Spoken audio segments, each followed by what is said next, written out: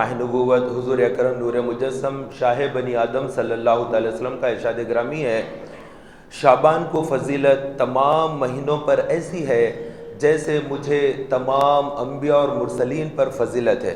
تو انبیاء پر جیسی فضیلت، رسولوں پر جیسی فضیلت آقا کریم صلی اللہ علیہ وسلم کو ہے، ایسے ہی یہ شعبان کے مہینے کو فضیلت تمام مہینوں کے اندر ہے۔ اور اللہ کے نبی علیہ السلام نے شعبان کے مہینے میں زیادہ روزے رکھنے کا اہتمام فرمایا ہے۔ اور جب اللہ کے نبی علیہ السلام کے دربار میں صحابہ اکرام علیہم رضوان نے عرض کیا کہ یا رسول اللہ، ماہ رمضان مبارک کے بعد کون سے روزے افضل ہے؟ ارشاد فرمایا، استقبال رمضان میں جو شعبان میں روزے رکھے جاتے، رمضان کے بعد سب سے افضل ترین روزے وہی ہے۔ یعنی اگر رمضان کے بعد ہم دیکھیں کہ کون سے روزے زیادہ افضل ہے تو وہ شعبان کے روزے ہیں جو رمضان کے استقبال میں رکھے جاتے ہیں۔ تو جس کے روزے اگر قضا ہو گئے ہو، پچھلے سال رمضان میں اگر پورا مہینہ روزہ نہ رکھ سکے، یا بالغ ہونے کے بعد سے جب بھی بالغ ہوئے تھے عمر کا حساب لگائیں اور غور کریں کہ میں بالغ ہونے کے بعد جتنے مجھ پر رمضان گزرے، کیا ان تمام رمضانوں میں نے پورے روزے رکھے ہیں یا میرا کوئی روزہ چھوٹ گیا؟ غور کریں، تفکر کریں، بالغ ہونے کی عمر کو سمجھے کہ ہو سکتا 13 سال، ایک اندازاً بات کہ 13 سال میں بالغ ہوا تو اب یہاں پر یہ عمر کو پہنچ گیا، یعنی اب میں 25 سال کی عمر میں ہوں، 13 سال کی عمر میں بالغ ہوا تو اب یہاں سے 13 سے لے کر 25 سال تک اتنے سال بنتے ہیں۔ اتنے سالوں میں کتنے سال سے روزے پابندی سے ہوں اور کتنے سال کے رمضان کے روزے میرے کچھ چھوٹ گئے، ان کی گنتی کرے اور پھر گنتی کو پورا کرتے ہوئے شعبان کے مہینے میں وہ روزے مکمل قضا کو ادا کر دیں تاکہ آپ کے اوپر کوئی باقی نہ رہے۔ صحابہ اکرام علیہم رضوان رمضان کا اہتمام اتنا کرتے کہ ماہ رجب ہی سے تیاری شروع ہو جاتی۔ شعبان کا مہینہ تو پورا قرآن مجید کی تلاوت میں گزر جاتا، لہٰذا چونکہ شعبان کا مہینہ چل رہا ہے، یہ اللہ کے نبی علیہ السلام کا مہینہ ہے، لہٰذا ہمیں بہت زیادہ صاف ستھرا رہنا ہوگا۔ تو ہمیشہ طہارت سے تو رہتے ہیں، مسلمان طہارت سے رہتا ہے، مسلمان ناپاکی کی حالت میں نہیں رہتا ہے۔ جو کوئی بھی مسلمان ہے وہ پلیدی کی حالت میں، ناپاکی کی حالت میں اپنے گھر سے باہر نہیں نکلتا۔ گھر سے باہر نکلے گا تو اس کو معلوم ہے اثرات ہوں گے، جادو ہوگا، راستے میں لوگ چورستوں پر لا کر کچھ چیزیں ڈال دیتے ہیں، کوئی نیمبو ڈال دیا، کوئی فلاں ڈال دیا، کوئی سرخی مرچ ڈال دیا، تو یہ چیزوں کے اثرات آدمی کے اوپر آ جاتے ہیں۔ لہٰذا آدمی ڈرتا ہے، سنبھلتا ہے کہ گندی حالت میں جبکہ مجھ پر غسل واجب ہو گیا، مجھے ہرگز گھر سے باہر نہیں نکلنا چاہیے۔ تو اول وقت میں بندہ ناپاکی کو دور کرتا ہے، غسل کرتا ہے، تر و تازہ ہوتا ہے، پھر اپنے دیگر کام کاج میں مصروف ہوتا ہے۔ تو لہٰذا رمضان کے مہینے سے پہلے چونکہ شعبان کی آمد ہو چکی ہے، لہٰذا شعبان کے مہینے میں پاکی زیادہ حاصل کریں۔ تو پاک رہنے سے مراد باوضو رہنے کا طریقہ اختیار کر لیں۔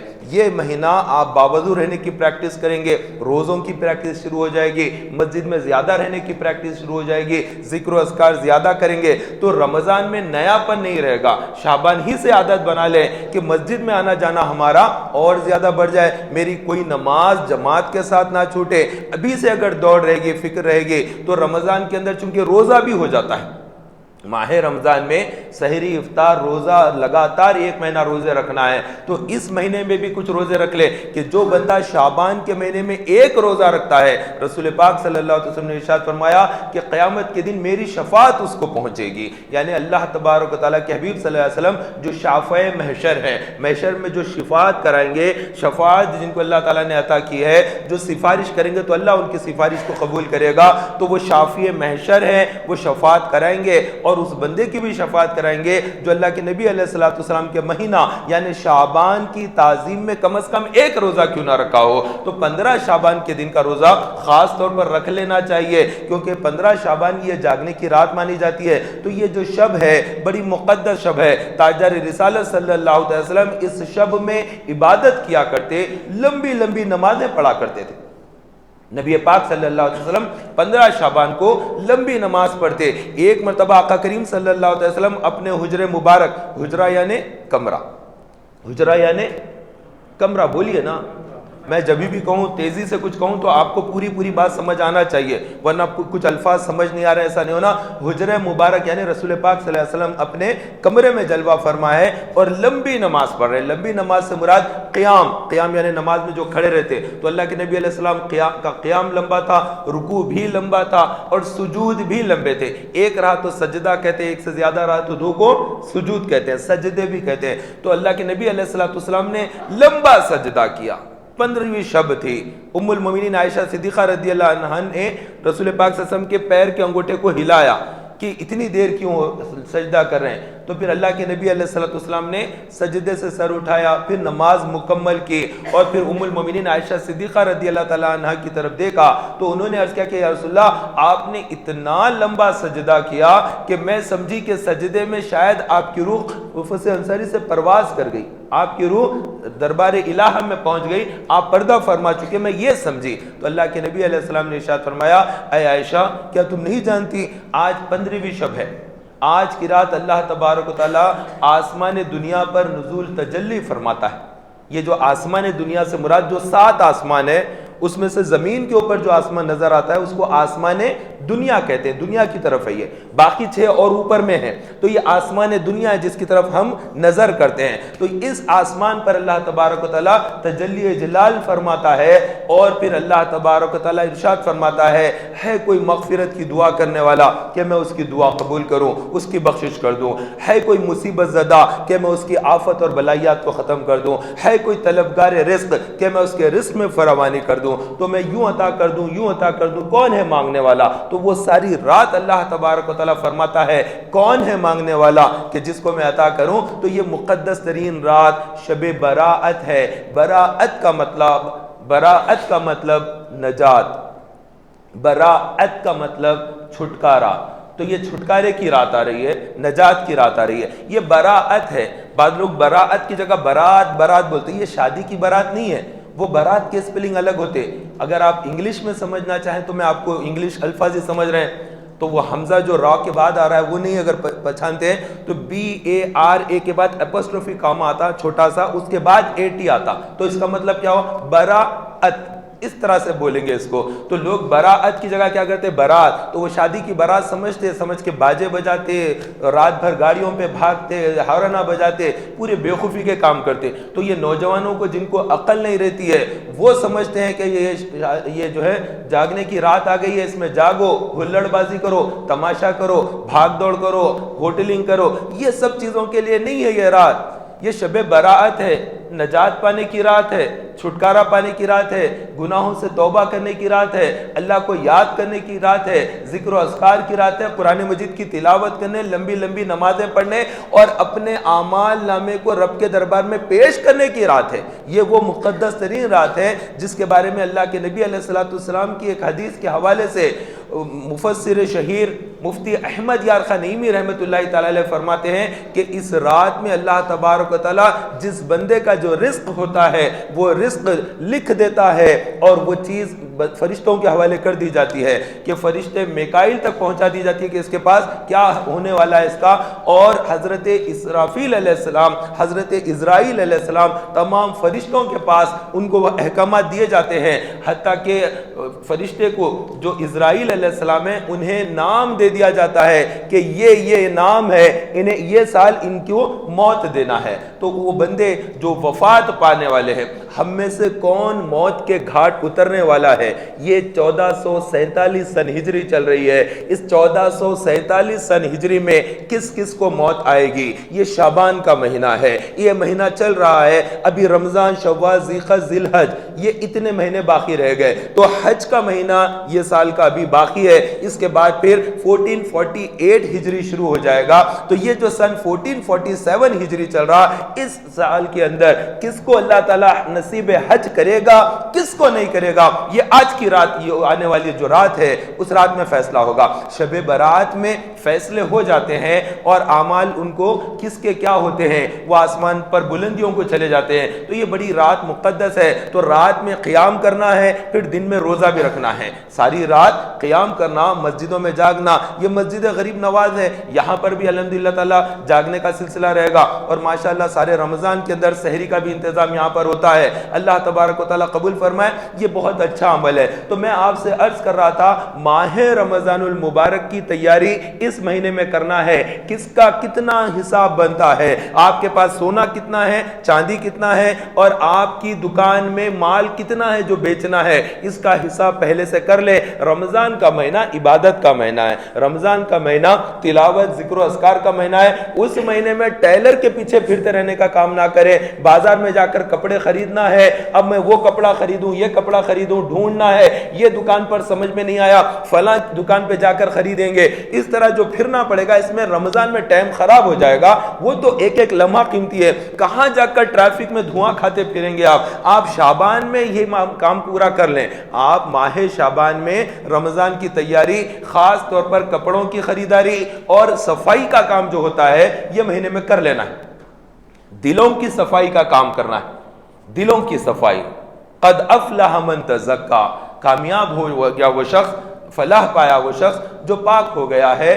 کیسے پاک ہو گیا ہے؟ دلوں کی پاکی۔ تو دل کی پاکی آنسوؤں سے ہوتی ہے۔ گھر کو پاک کرنا ہے تو آدمی پوچھا مار دیتا ہے، جھاڑو لگا دیتا ہے، کیا لگا دیتا ہے، فینوں کو صاف کرے گا، دیواروں کو صاف کرے گا، پورا سامان نکال کر باہر رکھ کر پھر دوبارہ صاف ستھرا کر کے رکھتے ہیں۔ شعبان کا مہینہ ہے، 15 شعبان آنے والی ہے، تو کئی لوگ گھروں میں ایسا کرتے ہیں۔ اچھا عمل ہے، اچھی بات ہے، آپ گھروں کی صفائی کر رہے ہیں، دکانوں کی صفائی کر رہے ہیں، گوڈان کی صفائی کر رہے ہیں، کارخانوں کی صفائی کر رہے ہیں، یہ سب کام کر رہے ہیں، کیجئے۔ اپنا فریج صاف کرتے ہیں، دھوتے ہیں، پورا نیٹ کر دیتے ہیں، گھر پورا دھو کر صاف ستھرا کرتے ہیں کہ شعبان کا مہینہ ہے۔ 15 شعبان کو مردوں کی فاتحہ دلائی جاتی ہے، میتوں کے نام سے فاتحہ ہوتی ہے، تو قبرستانوں کی صفائی کرتے ہیں۔ مساجد کی جو کمیٹی کے اراکین ہوتے ہیں وہ دورے کرتے ہیں، جا کر مسجدوں کے قریب کے جو قبرستان ہوتے ہیں اس کا راستہ بناتے ہیں اور اس کی صفائی کا کام کرتے ہیں۔ یہ بہت اچھا کام ہے۔ دلوں کی صفائی کا کیا ہوگا؟ دلوں کی طہارت کا کیا ہوگا؟ دلوں کی پاکی کا کیا ہوگا؟ وہ اللہ کی بارگاہ میں توبہ کرنے سے دل پاک ہوتے ہیں۔ اللہ کی بارگاہ میں رونے سے، توبہ کرنے سے، اللہ کو یاد کرنے سے دلوں کی پاکی ہوتی ہے۔ تو دلوں کی پاکی، دلوں کا تقوی، دلوں کی طہارت، یہ بہت زیادہ امپورٹنٹ ہے۔ اس کی طرف بھی توجہ کیجئے، کیونکہ شعبان کا مہینہ اللہ کی یاد زیادہ دلاتا ہے۔ اب رمضان قریب آ گیا، اب گنتی کے دن رہ گئے، اب تو صرف گنتی رہ گئی ہے کہ الٹی گنتی جیسی شروع ہو جاتی ہے، چند دن رہ گئے اور رمضان مبارک کی آمد ہے۔ تو اس سے پہلے نمازیں کتنی چھوٹ گئی، حساب لگا کر پورا کرنا ہے۔ روزے کتنے چھوٹ گئے، حساب لگا کر پورے کرنا ہے۔ پچھلے سال میں اگر زکوٰۃ ادا کرنا باقی رہا تو وہ کتنے سال کی زکوٰۃ باقی رہ گئی، کتنا پیمنٹ کیے تھے، کتنا پیمنٹ پچھلے سال کا بھی باقی ہے، وہ بھی اس مرتبہ نکال دیں گے۔ اس طرح سے کوششیں ہونی چاہیے، کاوشیں ہونی چاہیے۔ حاجی کا نام اس رات میں فہرست میں لکھا جاتا ہے، کون بچہ پیدا ہوگا اور کون مر جائے گا، یہ تمام فہرستیں 15 شعبان کو تیار ہوتی ہیں۔ تو یہ بڑی مقدس رات ہے۔ اس رات میں بھاگ دوڑ، ہنسی مذاق، ٹھٹا نہیں کرتے، یہ وہ رات نہیں ہے۔ نوجوانوں میری بات کو سمجھو، یہ وہ رات نہیں ہے جس میں آپ گاڑیاں بھگا کر دوڑ دھوپ کر رہے ہیں۔ یہ رات تو اللہ تبارک و تعالیٰ کے ذکر و اذکار کی رات ہے۔ کیا معلوم اللہ تبارک و تعالیٰ کیا فیصلے فرما دے، کیا معلوم کیا ہونے والا ہے آنے والے سال۔ نصیب میں زندگی لکھی ہے کہ موت دستک دینے والی ہے۔ تو یہ رات کو عبادت میں گزارنا ہے۔ پٹاخے پھوڑنا ویسے بھی حرام ہے، جو لوگ شادیوں کے اندر پٹاخے پھوڑتے ہیں وہ حرام ہے۔ شادیوں کا موسم آ جاتا ہے، شادی کرتے ہیں تو بہت سارے پٹاخے جلاتے ہیں، آگ لگاتے ہیں۔ تو یہ کم عقل لوگ ہیں جو اپنے پیسے کو اپنے ہاتھ سے آگ لگاتے ہیں اور پھر جلتے ہوئے پیسے کو دیکھ کر خوش بھی ہوتے ہیں کہ ہم نے ماں بدولت نے وہ کارنامہ انجام دیا کہ اتنا بڑا آواز آ گئی، دھماکہ ہو گیا، سب لوگ تعجب سے دیکھنے لگے، اچانک لوگ پریشان ہو گئے، ایسے پٹاخے ہم نے جلائے۔ تو یہ کم عقلی کی بات ہے۔ آدمی حرام کام کر رہا ہے، سرے عام کر رہا ہے، چوری کرتا ہے تو چھپ کے کرتا ہے، گناہ کا کام ہے، چوری کرتا ہے، گالی دیتا ہے تو شرماتا ہے کہ میں نے گالی دی ہے لوگوں میں بدنامگی ہو جائے گی، غلط قسم کھا لیا ہے تو بھی ڈر جاتا ہے کہ میں جھوٹی قسم کھایا ہوں۔ تو کوئی بھی گناہ کا کام کرتا ہے تو آدمی چھپ کے کرتا ہے، شرم کرتا ہے، گناہ کا کام کرتے ہوئے بھی شرم کرتا ہے کہ غلط کیا ہے۔ لیکن یہ عجب بات ہے، انتہائی عجب بات یہ ہے کہ آدمی دیدہ دلیری کے ساتھ لوگوں کے سامنے پٹاخے پھوڑ رہا ہے اور اس کو احساس بھی نہیں ہے کہ یہ گناہ کا کام ہے۔ تو پٹاخے پھوڑنا شادی میں بھی اگر پھوڑتا ہے تو وہ بھی حرام ہے۔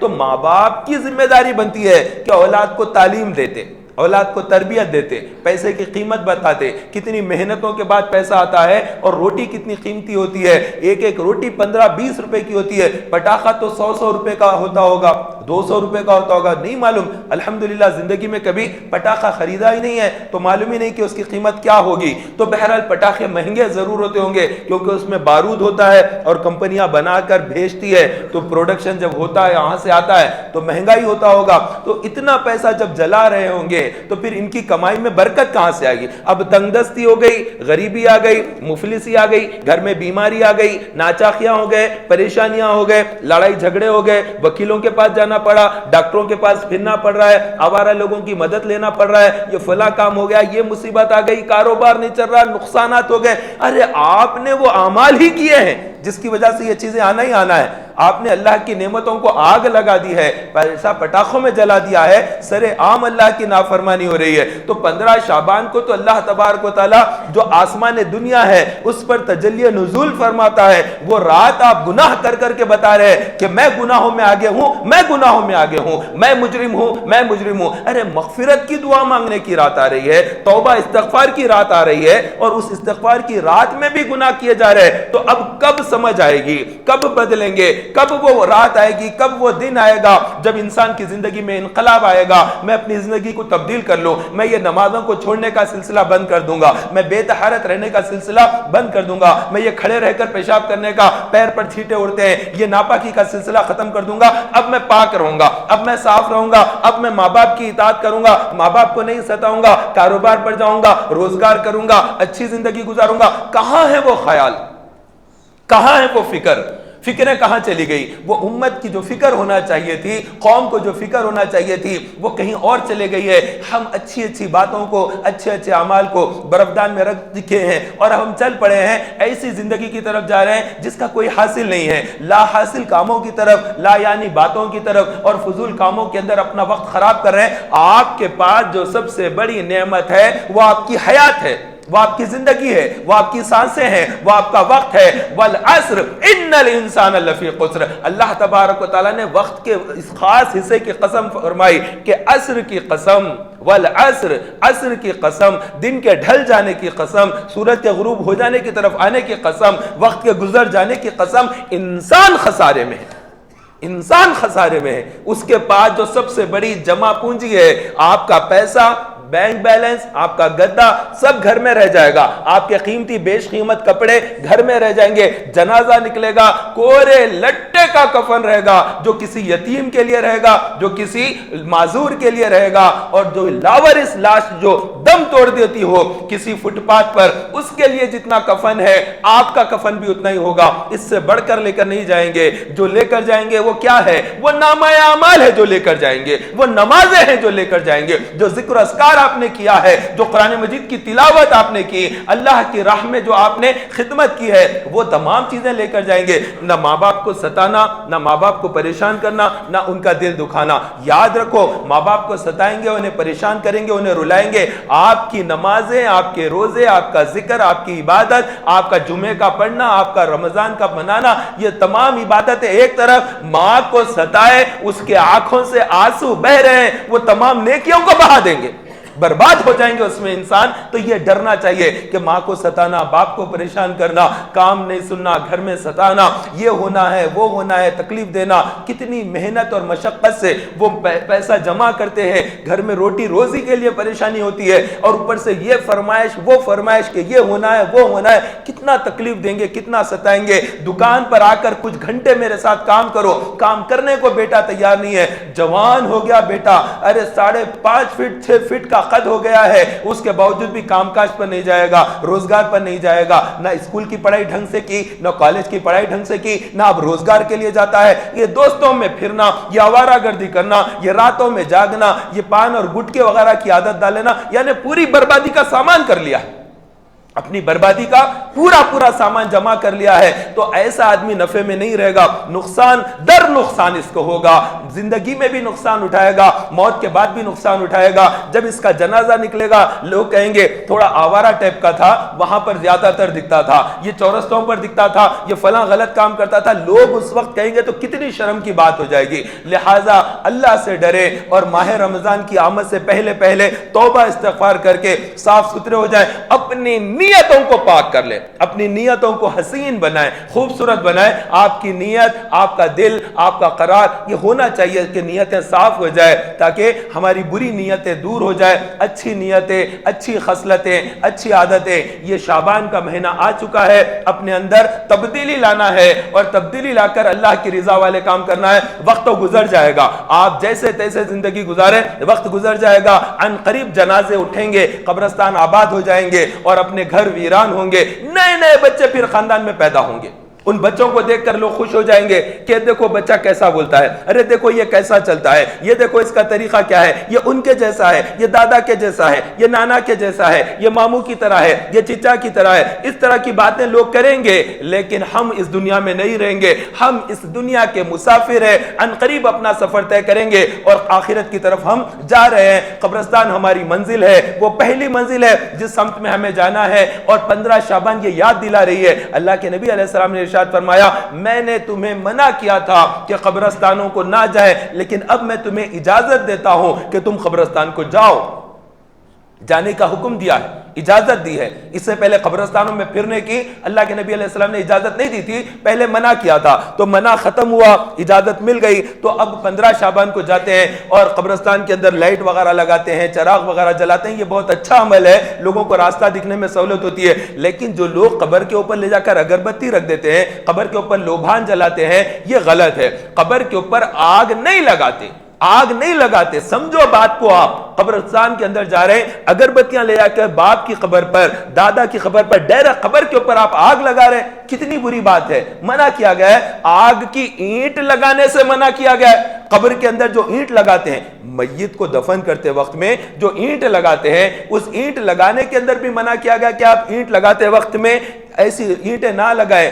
جو پکی ہوئی لال اینٹیں ہوتی ہے جو آگ پر تیار ہوتی ہے، اس کی جگہ پتھر لگا دیتے ہیں، اس کی جگہ کچی مٹی کو لگاتے ہیں. تو اس طرح سے لگانا ہوتا ہے. تو لوگ اس طرح سے آگ کو لے جا کر قبر کے پاس کر رہے ہیں، یہ غلط کام ہے، ایسا کام نہیں ہونا چاہیے. خوشبو وغیرہ لگانا ہے تب بھی آپ دوسری سمت میں رکھ سکتے ہیں، لیکن وہاں پر ڈائریکٹ قبر کے اوپر اگربتیاں وغیرہ جلانا منع ہے. اللہ تبارک و تعالیٰ توفیق عطا فرمائے. تو جب قبرستان میں جائیں گے تو اس کے بھی آداب ہے. قبرستان میں ایسے ہی بے دھڑک نہ جائیں، بلکہ فکر آخرت ہو. اپنی قبر کو بھی یاد کریں کہ میری قبر بھی بنے گی. آج جیسے مٹی کا تودے نظر آ رہے، یہ اونچے جو قبریں نظر آ رہی ہے، اس کے اندر بھی انسان ہے جو کبھی زندہ تھے. جیسے آج میں چل پھر رہا ہوں، ایسے یہ بھی چل پھرتے. آج جیسے میں رنگین کپڑے پہنتا ہوں، گھومتا ہوں، دیکھتا ہوں، بولتا ہوں، سنتا ہوں، لباس اختیار کرتا ہوں، دوڑ دھوپ ہوتی ہے، ایسے ہی اس کے اندر والا بھی کبھی کرتا تھا. لیکن وقت گزرتے یہ قبر کے اندر آ گیا ہے. اب نہ یہ باہر آئے گا، نہ یہ سنے گا، نہ دیکھے گا. اب اس سے باہر سے تعلق اس کا ایسا ہو چکا ہے. میرا بھی عنقریب یہ وقت آنے والا ہے. تو یہ مٹی کے جو تودے نظر آ رہے، کسی قبرستان کو اگر دیکھیں گے تو اوپر سے خاموشی ہے.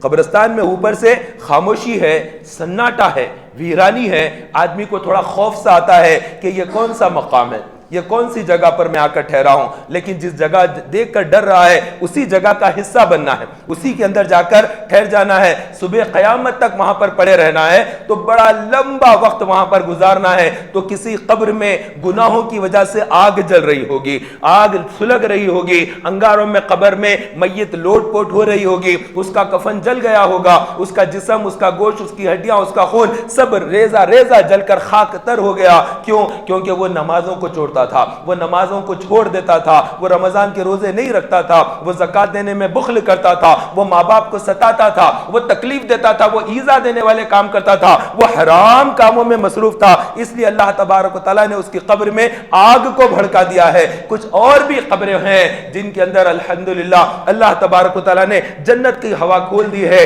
کھڑکی کھول دی ہے، جنت کی ٹھنڈک ہے۔ کسی قبر میں جنت کی ٹھنڈک ہے، اوپر سے تمام قبریں ایک جیسی نظر آئیں گی لیکن اندر ایک جیسا ماحول نہیں، کسی کی آگ ہے اور کسی کے یہاں پر ٹھنڈک ہے، جنت کی رونق ہے، اس لیے کہ وہ عبادت گزار تھا، اس لیے کہ وہ اللہ سے ڈرتا تھا، وہ گندے کام نہیں کرتا تھا، وہ غلط کام نہیں کرتا تھا، وہ آنکھوں کا غلط استعمال نہیں کرتا، وہ شرمگاہ کا غلط استعمال نہیں کرتا، وہ اپنی زبان کا غلط استعمال نہیں کرتا، وہ اپنے ماں باپ کی فرما برداری کرتا تھا، اللہ کا حکم مانتا تھا، رسول اللہ صلی اللہ علیہ وسلم کی سنت پر چلتا تھا، اس لیے اللہ تبارک و تعالیٰ اسے قبر میں راحت دے گا، چین اور سکون دے گا۔ لہٰذا قبرستان میں جائیں تو اپنی قبر کی فکر کرے کہ میری بھی قبر بننی ہوگی، پتہ نہیں کہاں بنے گی، کیسی ہوگی، کون آئے گا، کیا حال ہوگا، کس جگہ پر پڑی رہے گی، کتنا لمبا عرصہ میں قبرستان کے اندر رہوں گا، کب پھر صبح قیامت ہوگی، کب میں قبر سے نکالا جاؤں گا، کب حشر کا میدان قائم ہوگا، کب مجھے پل صراط پر سے دوڑنا ہوگا،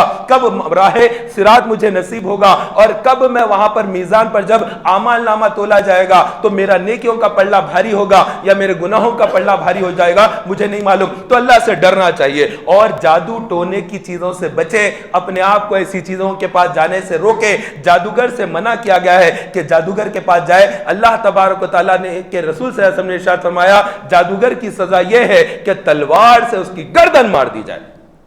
اللہ کے نبی علیہ السلام نے جادوگری کو پسند نہیں کیا ہے اور ارشاد فرمایا کہ اللہ تعالیٰ کے نزدیک اس کا یہ حکم ہے۔ تو نجومیوں کے پاس جانا، جادوگروں کے پاس جانا، عاصب اور بلائیات والے معاملات میں خود کو ملوث کرنا، یہ سب غلط قسم کی جگہوں پر جانے سے اپنے آپ کو روکیں۔ جو جادوگر ہوتا اس سے ہمارا تعلق نہ رکھیں۔ اور ایک چیز، بعض لوگ جادوگروں کے پاس جانا اس لیے پڑتا ہے کہ وہ سمجھتے ہیں کہ مجھ پر جادو ہو گیا ہے، اس کے اثرات کا علاج کراتا ہوں، تو وہاں پر علاج کیا کرتے ہیں؟ لوٹ مار مچی ہوئی ہے، مارکیٹ میں پیسے کی لوٹ مار مچی ہوئی ہے، یہ جادوگر یہ عامل حضرات بے تحاشا پیسہ چھین لیتے ہیں، آپ کا پیسہ آپ کے ہاتھ سے نکال کر، جیب سے نکال کر اپنی جیب میں ڈال لیتے ہیں، ٹھگ کہتے ہیں۔ ایک ہوتا ہے چور، آپ ادھر دیکھ رہے ہیں تو ادھر چوری کرے گا، ایک ہوتا ہے سنیچر کہ آپ کے دیدہ دلیری سے ہاتھ میں سے موبائل لے کر بھاگ جائے گا، گلے میں سے لاکٹ لے کر بھاگ جائے گا، وہ چین اسنیچر ٹائپ کے ہوتے ہیں۔ تیسرا ہوتا ہے ڈاکو، چاقو کی نوک کے اوپر کوئی چیز لے لے گا، بندوق کی نوک کے اوپر کوئی چیز لے لے گا، یہ ڈاکو ہوتا ہے۔ اور ایک ہوتا ہے وہ ہوتا ہے ٹھگ، بات چیت کے ذریعے آپ کا پیسہ نکال لے گا۔ یہ عامل جو ہوتے ہیں، یہ زیادہ تر عمل کرنے والے عامل لوگ یہ ٹھگ ہو گئے ہیں۔ ٹھگوں نے ایک نیا پیشہ اختیار کر لیا، لمبے لمبے بال، ہاتھ میں اتنے اتنے انگوٹھیاں، اور پھر لال پیلے کپڑے، اور پھر خوب سرما لگا لیا، اور تجھے بھانامتی ہو گیا ہے، تجھے فلاں ہو گیا ہے، تجھے یہ جادو ہو گیا ہے، تجھے فلاں جادو ہو گیا ہے، اس طرح سے بول کر سامنے والے کو ڈرا دینا، تیرا کام نہیں بن رہا، وہ بابا جی کام نہیں بن رہا ہے، تیرے گھر میں بیمار ہے کوئی، ہاں بیمار ہے، کون سا گھر ہے جس کے اندر بیمار نہیں ہے، ناچاقیاں نہیں ہے، تنگ دستیاں نہیں ہے، ہر گھر میں وہ آفات اور بلائیات ہیں، وہ اپنے ہی ہاتھوں کے کیے دھرے، اسی کو وہ کچھ نئے انداز میں بولے گا، بالکل پہچان لیا آپ مرد، اب کیا کرنا ہے، 5,000 دے دے تیرا علاج ہو جائے گا، 20,000 دے دے تیرا علاج ہو جائے گا۔ تو یہ ڈاکو قسم کے لوگوں کے ہاتھوں میں پھنس جائیں گے، ایسا نہیں، بلکہ آپ کو کیا چاہیے، آپ کو چاہیے کہ یہ جو شب آ رہی ہے اس رات میں غسل کریں۔ مفتی احمد یارقا نعیمی رحمت اللہ تعالی علیہ اپنی کتاب اسلامی زندگی میں فرماتے ہیں آدمی 1 سال تک جادو سے محفوظ رہے گا۔ اس کا نسخہ یہ بیان کیا کہ جو بیری کے پتے ہوتے ہیں، بیر کا جھاڑ ہوتا ہے نا، بیر کا جھاڑ، تو بیری کے جو پتے ہوتے ہیں وہ صاف پتے، سوراخ والے نہیں، تو 7 عدد پتے لے کر اس کو چائے جیسا ابالتے ہیں، پتی کو جیسا ابالتے ہیں چائے کے لیے، ویسا تھوڑا گرم کر لیں، جوش دیں پانی کو اس میں بگونے میں اس میں رکھ کر، اس کے بعد پھر وہ پتوں کو پھینک دیں، اور جو پانی ہوتا ہے وہ پانی آپ بالٹی میں سمو لیں اور پھر وہ رات نہا لیں۔ اس کے بعد آپ کو 1 سال تک جادو نہیں ہوگا۔ جادو سے بچنے کا یہ علاج ہے جو شب برات میں کیا جاتا ہے، یہ غروب آفتاب یعنی مغرب کی نماز کے بعد سے یہ علاج شروع ہوتا ہے، تو پھر فجر سے پہلے تک کا وقت رہتا ہے۔ عورتیں بھی کر سکتی ہیں، بچے بھی کر سکتے ہیں، بوڑھے بھی، جوان بھی، سب لوگ، مرد ہو کہ عورت ہو، سب کے لیے یہ چیز درست ہے، یہ اگر علاج کر لیتے ہیں تو بیر کی جھاڑ کا آپ اس رات میں نکلیں گے کہ بیر کا جھاڑ کہاں ہے، پتے کہاں ہیں، تو وہ رات نکل جائے گی. ایسا نہیں، آپ دن میں کر لیں، ایک دن پہلے سے لے کر آ کر جھاڑ کے کچھ پتے لا کر ٹہنی توڑ کر آپ اپنے گھر میں رکھ لیں، تاکہ وہ مقدس رات میں مغرب کی نماز کے بعد کچھ اذکار ہوتے ہیں تو مغرب کی نماز اذان سے پہلے پہلے مسجد میں آ کر پڑھیں، تاکہ وہ رات کا پہلا حصہ ہمیں مسجد کے اندر مل جائے. اس کے بعد ذکر و اذکار ہوگا، پھر قرآن مجید کی تلاوت ہوگی. اور بعض مساجد کے اندر بعض جگہ 6 رکعت نماز پڑھتے ہیں تو 2 رکعت نفل 2 رکعت نفل 2 رکعت نفل، یعنی 6 رکعت 3 سلام کے ساتھ ادا کیے جاتے ہیں. تو ہر 2 رکعت کی الگ الگ نیت ہوتی ہے. پہلی یہ نیت ہوتی ہے کہ اللہ تبارک و تعالیٰ بلائیات سے نجات دے دے. پھر دوسرا، رزق میں اللہ تبارک و تعالیٰ کشادگی عطا کر دے اور مصیبتوں رنج و الم سے چھٹکارا دے دے. 3 الگ الگ نیتوں سے آدمی 6 رکعت نماز پڑھتا ہے. اور اس کے بعد پھر ہر 2 رکعت کے بعد یاسین شریف ایک بار پڑھ لیتا ہے. جس کو یاسین پڑھنے میں دشواری ہوتی ہے وہ 21 مرتبہ سورہ اخلاص پڑھ لیتے ہیں. اس طرح سے وہ رات کے 3 مرتبہ یاسین شریف پڑھنے کا عمل ہوتا ہے. تو 6 رکعت نماز پڑھتے ہیں. پھر عشاء کی نماز تھوڑا لیٹ ہوتی ہے کہ لوگ کاروبار دکان وغیرہ سب بند کر کے یکسوئی کے ساتھ آ جائے. پھر ساری رات شب برات مسجد میں جاگ کر گزارتے ہیں، سحری کرتے ہیں. اس کے بعد کا دن پھر روزے میں گزارتے ہیں. تو یہ اصل رات کیا ہے؟ یہ لیلۃ المبارکہ ہے، یہ مبارک رات ہے. تو یہ عید ہے. یہ فرشتوں کے نزدیک 2 عیدیں ہیں. ہم مسلمانوں میں انسانوں کے لیے اللہ تبارک و تعالیٰ نے زمین پر 2 عیدیں رکھی ہے. ایک بقرعید ہے جو قربانی کا جو ہوتا ہے، دوسرا ماہ رمضان کے اختتام پر یہ میٹھی عید ہوتی ہے. تو یہ 2 عید اللہ تعالیٰ نے دن میں رکھے ہیں، کیونکہ انسان دن کے اندر عید منانا چاہتے ہیں، جاگتے ہیں، اور فرشتے راتوں میں جاگتے ہیں، عبادت کرتے ہیں. تو فرشتوں کے لیے 2 عبادت کی راتیں رکھی ہے. ایک لیلۃ القدر ہے، انا انزلناہ فی لیلۃ القدر.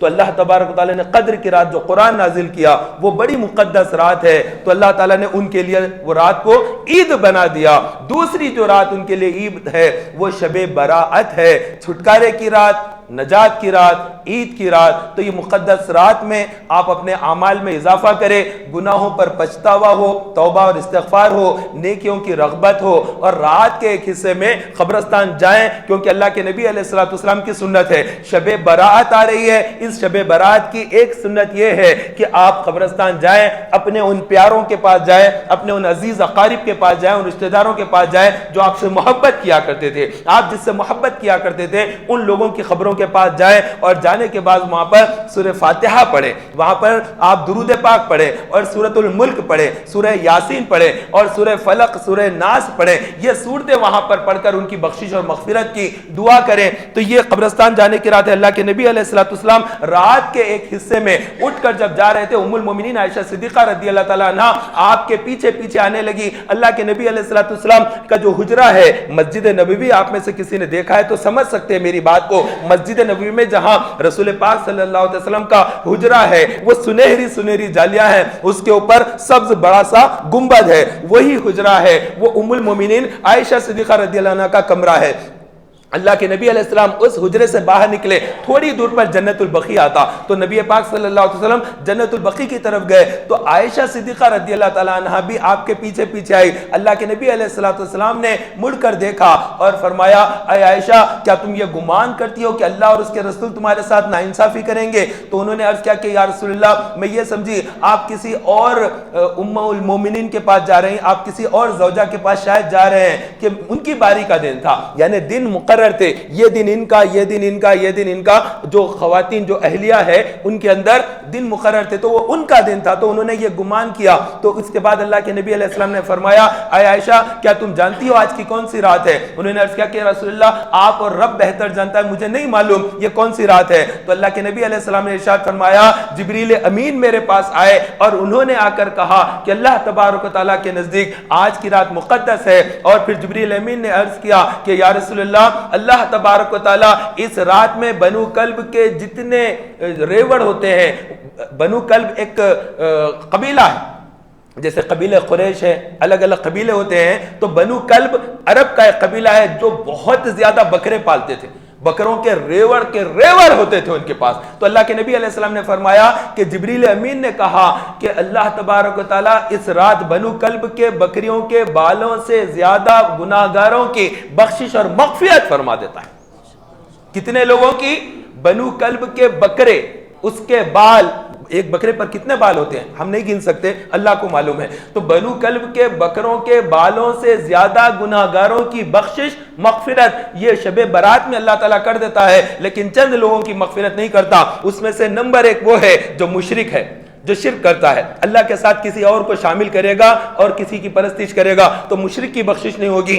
زانی کی بخشش نہیں کرے گا اللہ تعالیٰ، جو بوڑھا زانی ہے اس کی مغفرت نہیں کرے گا. اور اللہ تبارک و تعالیٰ اس رات میں ماں باپ کے نافرمان کی مغفرت نہیں فرمائے گا. عادی شرابی کی اللہ تبارک و تعالیٰ مغفرت نہیں کرے گا. متکبر جو تکبر کی حالت میں رہتا ہے اللہ تعالیٰ اس کی مغفرت نہیں کرے گا. اور اللہ تبارک و تعالیٰ جس کے دلوں میں کجا ہوتی ہے اپنے مسلمان بھائی سے بدلہ لوں گا، کبھی موقع آئے تو اس کو تکلیف پہنچاؤں گا، جو دل میں گندی خواہش ہوتی ہے اللہ تعالیٰ اس آدمی کی بھی اس رات میں مغفرت نہیں کرتا. ایسے ہی گناہگار ہیں جو کبیرہ گناہ کرتے ہیں، ان کی اس مقدس رات میں مغفرت نہیں ہوتی ہے. وہ جو نجومیوں کے پاس جاتا ہے، جو جادوگروں کے پاس جاتا ہے، اللہ تعالیٰ اس کی بھی بخشش نہیں فرماتا. تو توبہ کریں ان تمام گناہوں سے اور اللہ کے پاس رجوع لے کر آئے. اللہ تبارک و تعالیٰ غفور الرحیم ہے، وہ رحمان کریم مہربان ہے. اس کے دربار گہربار میں سجدہ کریں، معافی طلب کریں، وہ معاف کر دے گا انشاءاللہ تعالیٰ. بیڑا پار ہوگا. اللہ تبارک و تعالیٰ شب برات کا احساس کرتے ہوئے اچھی طرح سے رات گزارنے کی توفیق عطا فرمائے. آمین.